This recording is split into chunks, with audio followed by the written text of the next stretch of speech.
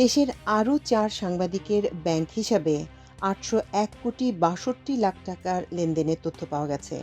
এসব লেনদেন হয়েছে ব্যক্তির নিজস্ব হিসাব, ব্যবসায়ী হিসাব ও পরিবারের হিসাবে। এর মধ্যে সবচেয়ে বেশি লেনদেন হয়েছে সময় টিভির সাবেক ব্যবস্থাপনা পরিচালক আহমেদ জোবায়েরের অ্যাকাউন্টে, যার পরিমাণ ৭৬৫,৭৮,০০,০০০ টাকা। এর মধ্যে ৭৬৫,৫৩,০০,০০০ টাকাই হচ্ছে তার ব্যবসায়িক লেনদেন।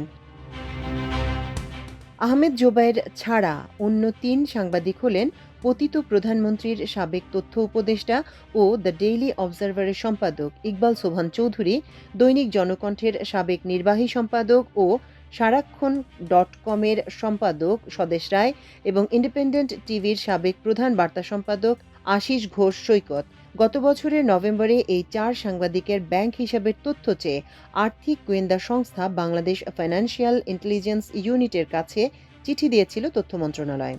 সম্প্রতি বিএফআইইউ থেকে মন্ত্রণালয়কে তাদের ব্যাংক হিসাবের তথ্য দেওয়া হয়। তাদের বিষয়ে তদন্ত করে ব্যবস্থা নেয়ার জন্য দুদকে চিঠি দেওয়া হয়েছে। দুর্নীতি দমন কমিশন এবং তথ্য ও সম্প্রচার মন্ত্রণালয় সূত্রে এসব তথ্য জানা গেছে।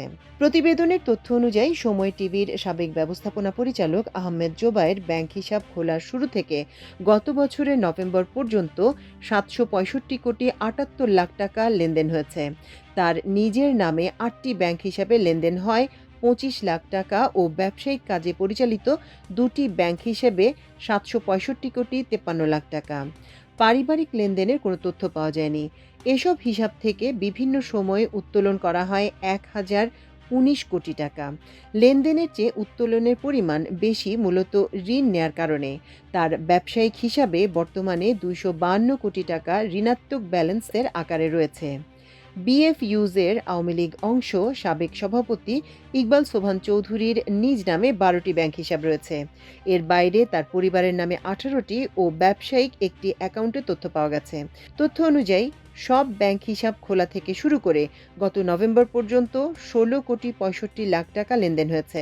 এর মধ্যে তার নিজ অ্যাকাউন্টে ১০ কোটি টাকা, ব্যবসায়িক হিসাবে ৩৬ লাখ ও পারিবারিক অ্যাকাউন্টে ৬ কোটি টাকা লেনদেন হয়। বিভিন্ন সময়ে উত্তোলন করা হয়েছে ১৪,৯১,০০,০০০ টাকা।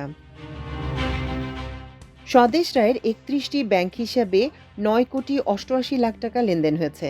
প্রতিবেদন অনুযায়ী তার নিজের নামে ১৯টি ব্যাংক অ্যাকাউন্টে ৫,৯৩,০০,০০০ টাকা এবং পরিবারের সদস্যদের ১২টি হিসাবে ৩,৯৫,০০,০০০ টাকা লেনদেন হয়। বিভিন্ন সময় এসব ব্যাংক হিসাব থেকে ৫,৮৭,০০,০০০ টাকা উত্তোলন করা হয়েছে। বর্তমানে হিসাবগুলোতে জমা রয়েছে ৪ কোটি টাকা। আশিস ঘোষ সৈকতের নামে ১১টি ও পরিবারের ৩৯টি ব্যাংক হিসাবে তথ্য পাওয়া গেছে। তথ্য অনুযায়ী এসব হিসাবে ৯,৪৬,০০,০০০ টাকা লেনদেন হয়েছে। তার নিজস্ব হিসাবে লেনদেন হয় ৬,৫৭,০০,০০০ টাকা ও পরিবারের সদস্যদের ২,৮৯,০০,০০০ টাকা। বিভিন্ন সময় এসব হিসাব থেকে ৭,৮৭,০০,০০০ টাকা উত্তোলন করা হয়। বর্তমানে স্থিতি রয়েছে ২,৬০,০০,০০০ টাকা। এর আগে দেশের ২৪ সাংবাদিকের ব্যাংক হিসাবে ১,২৬৮ কোটি টাকা লেনদেনের তথ্য পাওয়া যায়। এর মধ্যে ১,২৩৮ কোটি টাকা উত্তোলন করা হয়েছে। ব্যাংক হিসাবগুলোতে বর্তমানে ৩০ কোটি টাকা জমা রয়েছে।